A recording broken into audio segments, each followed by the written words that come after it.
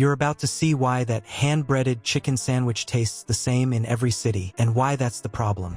I'd like to have a 6-ounce homemade with cheese. Mark Davidson doesn't often eat out like this anymore. It's the salt, he says. He comes here because the cooks have a light touch with the salt shaker. So, how has that worked out so far? So this is a list of all the restaurants that you assessed. Researchers at the University of Toronto looked at the menus of 61 Canadian restaurant chains and compared how much salt their dishes contained in 2010 and 2013. I try watching my salt, and I always ask if they can make something without salt. Barbecue sauce. Over the last couple of years, the restaurant industry has faced more and more pressure to limit sodium, but any efforts they've made have been voluntary. We start with health inspection notes on storage temps and cross-contamination during rushes. Then pull back the curtain on pre-marinated, pre-processed poultry that leans on MSG and sodium phosphates for that signature bite. If you're counting on fresh and simple, you might want to hear what really happens between the freezer, the breading station, and your tray. Stay with me. Once you know how the system works, you'll never read that menu the same way. Quick favor before we move on. If you appreciate this content, consider giving this video a like and subscribing to the channel. Believe it or not, more than 92% of viewers haven't subscribed yet. It's free and only takes a second, but it means the world to us. So did you subscribe already? Great, thank you so much for your support. Now back to the video. Fast food and takeout. It's cheap, it's easy, it's tasty. And it's often loaded with sodium, a major factor in the growing epidemic of preventable health issues. The goal? To lower each American's current average daily sodium intake by roughly 12%, from 3,400 to 3,000 milligrams a day. And even that is still higher than what the government really recommends, which is why the U.S. Food and Drug Administration on Wednesday issued new guidelines calling on chain restaurants and packaged food companies to set sodium reduction targets over the next 2.5 years. If every sandwich tastes identical coast to coast, what exactly is being handcrafted?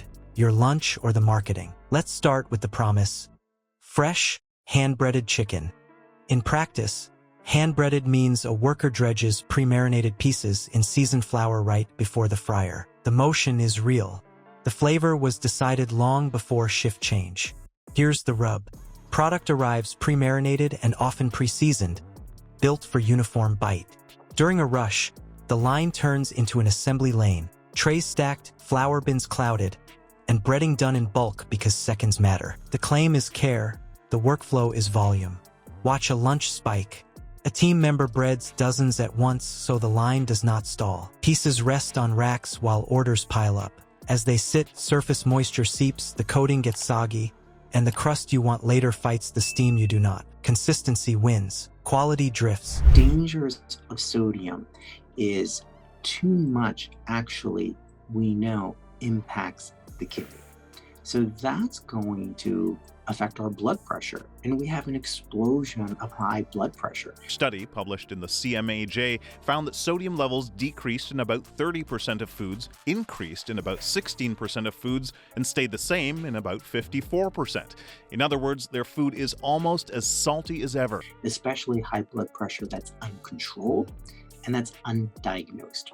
Nearly half of all Americans have high blood pressure, a leading cause of heart attacks and strokes. Why does it still hit? Sodium phosphates help the meat hold water through freezing, thawing, and cooking, and they make the coating cling. MSG boosts savory notes so the chicken pops even if it waited.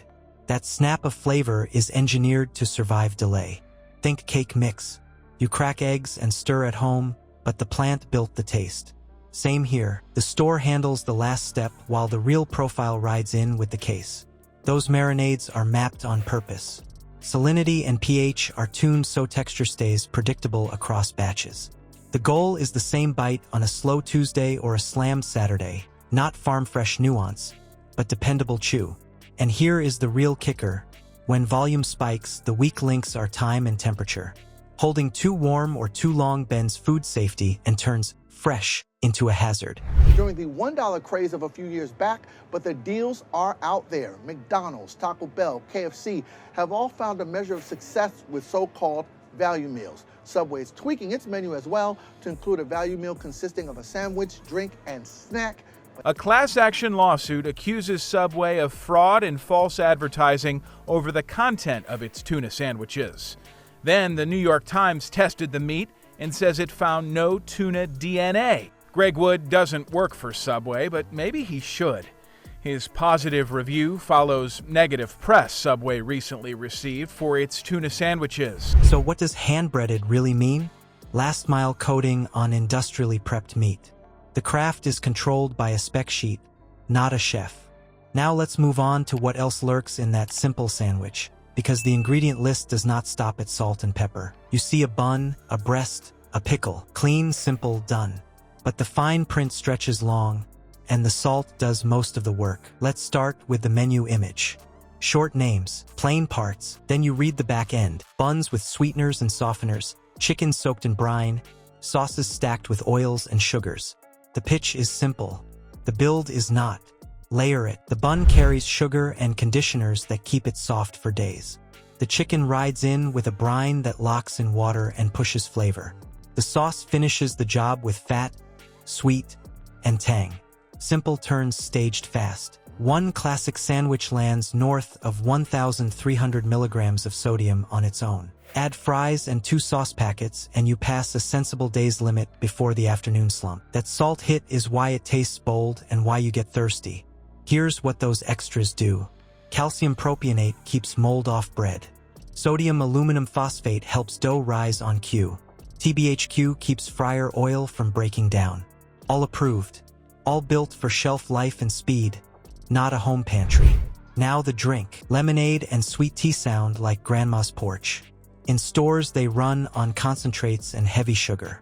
The combo drinks like dessert, and the calories hide in the cup. Public health guidance caps daily sodium for a reason. Too much salt pushes blood pressure up. Pair high sodium with sugar, and you spark appetite and thirst. That steers you back to the counter. But ingredients are only half the cost. Execution under heat decides the rest. When cold storage drifts or gloves jump from raw to ready to eat, flavor is the least of your worries. Inspections keep flagging the same pain points in busy units. Holding temps out of range, shortcuts that mix raw with ready to eat, rushed cleaning on gear everyone touches. Volume wins, safety loses ground. So what is the takeaway? If you want the flavor without the industrial baggage, you are not stuck. We can keep the crunch and ditch the surprises with options that put you in control.